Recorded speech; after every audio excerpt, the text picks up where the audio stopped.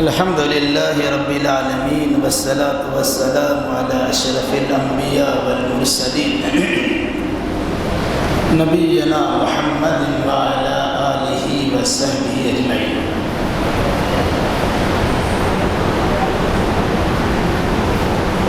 گزشتہ کل آپ کے سامنے یہ بات آئی تھی کہ قرآن کی سب سے پہلی دعوت کیا ہے۔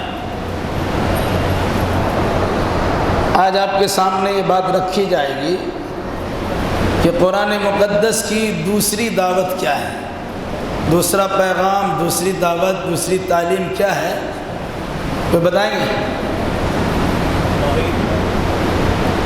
قرآن مجید کی دوسری تعلیم کیا ہے، دوسری دعوت کیا ہے، دوسرا پیغام کیا ہے؟ کل بات آئی تھی کہ پہلی دعوت دعوت تعلیم ہے، دوسری دعوت کیا ہے، جو بتائیں گے؟ قرآن مجید کی دوسری دعوت کیا ہے، دوسرا پیغام کیا ہے؟ قرآن مجید کی دوسری دعوت ہے تبلیغ۔ اللہ کے نبی صلی اللہ علیہ وسلم کو سورہ علق کی 5 آیات کے ذریعے سے نبی بنا دیا گیا، علم کے زیور سے آراستہ پیراستہ کر دیا گیا۔ 10 دنوں تک وحی کی آمد کا سلسلہ موقوف رہا۔ اس کے بعد جو اللہ تبارک و تعالیٰ نے آیات بھیجی ہے، وحی کا نزول فرمایا ہے، تو اللہ نے کہا یا ایھا المدثر قم فانذر، اے کملی والے اٹھئے اور لوگوں کو خبردار کر دیجیے۔ مطلب کیا ہوا؟ سورہ علق کے ذریعے سے جو تعلیم آپ کو دی گئی ہے، اس تعلیم کی روشنی میں آپ کی ذمہ داری بنتی ہے تبلیغ کی۔ مطلب کیا ہوا؟ تعلیم کے فوراً بعد تبلیغ ہے۔ دوسری بات یہ رکھیے کہ تعلیم کے بغیر تبلیغ نہیں ہے۔ تعلیم کے فوراً بعد تبلیغ ہے، تعلیم کے بغیر تبلیغ نہیں ہے۔ جہاں ہمارے یہاں دونوں طرح کی بات پائی جاتی ہے، جس کے پاس تعلیم نہیں ہے وہ خوب تبلیغ کرتے ہیں، اور جن کے پاس تعلیم ہے وہ تبلیغ سے کوسوں دور ہے۔ بات اگر سمجھ میں نہیں آئی اس طرح سمجھ لیجیے۔ عام طور سے ہمارے نوجوانوں میں تبلیغ کا شوق چڑھتا ہے، اچھی بات ہے، دعویٰ کرنے کا ایک مزاج بنا ہوا ہے۔ ہر نکڑ پر، چوراہے پر، کھیت کھلیان میں، دکان اور بازار میں آدمی تبلیغ کرنا شروع کرتا ہے، اچھی بات ہے، لیکن یہ توفیق کم لوگوں کو ہوتی ہے کہ جس چیز کی تبلیغ ہم کرنے جا رہے ہیں اس کی تعلیم قرآنی آیات کے ذریعے سے حاصل کر لیں۔ ادھر ادھر کی چیزوں سے ہم یاد کرتے ہیں، معلومات فراہم کرتے ہیں، سنا کر کے اپنے اندر کچھ جمع کر لیتے ہیں، اور پھر اس کے بعد ہم دعویٰ کرنا شروع کرتے، داعی بن جاتے ہیں، اور ہر نکڑ پہ تبلیغ کا ایک مزاج بنا لیتے ہیں۔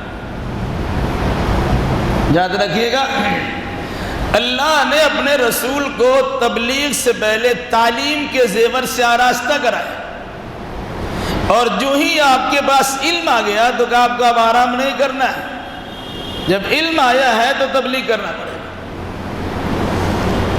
اس کو اور اس طرح سمجھیے،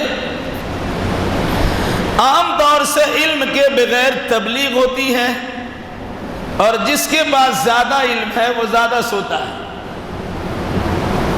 بڑے بڑے علماء کرام جن کے پاس علم کا بھرمار ہے، علم کے سمندر میں مستقل غوطہ زن ہوتے ہیں، لیکن الا ماشاء اللہ بہت کم ایسے لوگ ہیں جو دعوت و تبلیغ کے میدان میں اپنا فریضہ انجام دیتے ہیں۔ اب یہ کہہ سکتے ہیں کہ پوری دنیا میں دعوت و تبلیغ کا نظام درست انداز سے چل نہیں پاتا ہے،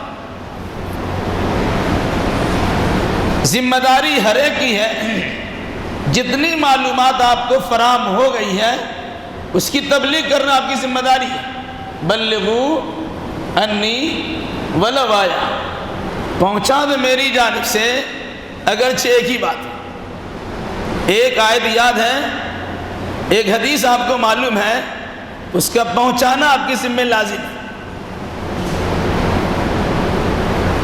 ہم میں سے کتنے لوگ ایسے ہیں جو کچھ سنتے ہیں اسے لوگوں تک پہنچاتے ہیں؟ اللہ کے نبی صلی اللہ علیہ وسلم نے حجۃ الوداع کے موقع پر باضابطہ یہ پیغام دیا تھا، الا فلیبلغ الشاہد الغائب، فلیبلغ الشاہد الغائب. سنو، جو یہاں موجود ہے اس کی ذمہ داری ہے میری ان باتوں کو ان لوگوں تک پہنچا دے جو یہاں حاضر نہیں ہے، جو غائب ہے.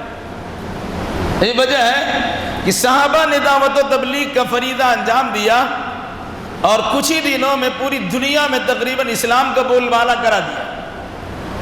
آج پوری دنیا میں مسلمان موجود ہے لیکن صحیح دعوت و تبلیغ کا نظام نہیں.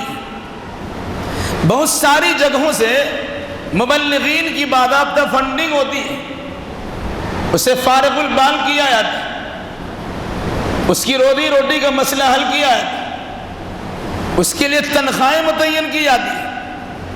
لیکن ایسے لوگ موجود ہیں جو تبلیغ کے نام پہ تنخواہ لیتے ہیں لیکن ایک درس تک ہفتہ میں نہیں دے پاتے. تو تعلیم کے بغیر تبلیغ نہیں ہے. اور جب انسان تبلیغ کرنا چاہے تو پہلے اسے تعلیم حاصل کرنا ہے، اور جس نے بھی تعلیم حاصل کر لی ہے، جتنا علم اس کے پاس آ گیا ہے، اس کی ذمہ داری ہے کہ وہ اس چیز کی تبلیغ کرے اور اس کا پرچارک بنے. چنانچہ اب دیکھیے گا، سورہ الگ کی 5 آیت کریمہ آپ کو دی گئی. پہلی دعوت، پہلا پیغام، پہلا حکم نامہ اللہ کی جانب سے ملا، آپ پڑھیے. پڑھائی کرا دی، سکھلا دیا. پھر اس کے بعد دوسری دعوت جو آپ کے سامنے آئی ہے، علم کا بوجھ اٹھانے کے نتیجے میں اللہ کے نبی صلی اللہ علیہ وسلم کے بدن پر کپ کپی طاری ہو گئی تھی. غار حرا سے واپسی پر اپنی شریک حیات سے آپ صلی اللہ علیہ وسلم نے کہا، زملونی دسرونی، مجھے کملی اوڑا، مجھے چادر اوڑا. ٹھنڈا لگ رہا تھا، گویا اس پریشانی سے بچنے کے لیے چادر ٹانا اور آرام کر لیا. لیکن ابھی 10 دن نہیں گزرا تھا کہ اللہ کی جانب سے اللہ کے نبی صلی اللہ علیہ وسلم کو حکم دیا گیا، جس چادر کو آپ نے اوڑھا ہے اسے اتاریے. آدمی سوتا ہے چادر ٹانگتا ہے، اٹھ کھڑا ہوتا ہے چادر پھینک دیتا ہے. مطلب کیا ہوا؟ علم کے زیور سے آراستہ پیراستہ ہو چکے ہیں. اب دعوت و تبلیغ کے میدان میں نکلیے. جو سونا تھا آپ نے سو لیا، جتنا آرام کرنا تھا آپ نے آرام کر لیا. اب اس غفلت کی چادر کو اتاریے اور دعوت و تبلیغ کے میدان میں قدم رنجا ہوئی. قم فانذر، اٹھیے، لوگوں کو خبردار کر دیجیے. تو اللہ کے نبی صلی اللہ علیہ وسلم اٹھے اور تقریباً 23 سال تک اٹھے رہ گئے. کتنے سالوں تک؟ 23 سالوں تک. آپ کی زندگی، جو نبوت کی زندگی 23 سال کی ہے. جب آپ سے کہا گیا پڑھیے، پھر اس کے بعد کہا گیا تبلیغ کیجیے، حکم دیجیے، تو آپ کسی کل اپنے اندر چین اور سکون نہیں پاتے تھے، بلکہ آپ سمجھتے تھے جتنی آیتیں اللہ کی جانب سے اتر چکی ہوتی ہے، جب تک کہ ہم دوسروں تک پہنچا نہیں رہیں گے تب تک آرام و سکون سے نہیں رہیں گے. یہاں تک کہ اللہ کے نبی صلی اللہ علیہ وسلم پر خود اللہ کو ترس آ گیا اور کہا، طٰہٰ ما انزلنا علیک القرآن لتشقیٰ، آپ پر قرآن اس لیے نہیں اتارا گیا ہے کہ مشقت میں پڑ جائے. فلعلک باخع نفسک علی آثارہم ان لم یؤمنوا بہذا الحدیث اسفا، شاید آپ اپنی جان کو ہلاکت میں ڈال دیں گے اس بات پر کہ یہ لوگ آپ کی بات سن کر ایمان نہیں لاتے. افسوس کرتے ہوئے اپنی جان کو جوخم میں ڈال دیں گے. ایسا مت کیجیے.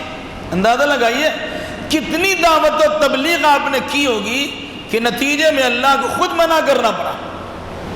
آج ہمارا حال کیا ہے؟ ہمارے پاس کتاب پورا قرآن موجود ہے، وہاں تو صرف 5 آیتیں تھیں۔ یا ہمارے پاس پورا قرآن موجود ہے، نہ قرآن سے دلچسپی ہماری ہے اور نہ دعوت و تبلیغ سے ہمارا کوئی لینا دینا ہے۔ تو قرآن مقدس نے اللہ کے نبی صلی اللہ علیہ وسلم کو دوسری بار جو مکلف بنایا، اس میں یہ کہا گیا جو پڑھا ہے آپ نے اس پر عمل کیجئے اور لوگوں کے سامنے اس کا پرچارک بنیے۔ اللہ ہمیں اور آپ کو اور مسلمانوں کو کتاب و سنت کی روشنی میں عقیدہ اعمال بجا لانے کی توفیق مرحمت فرمائے۔ انشاءاللہ آئندہ اسی سلسلے کی چند بات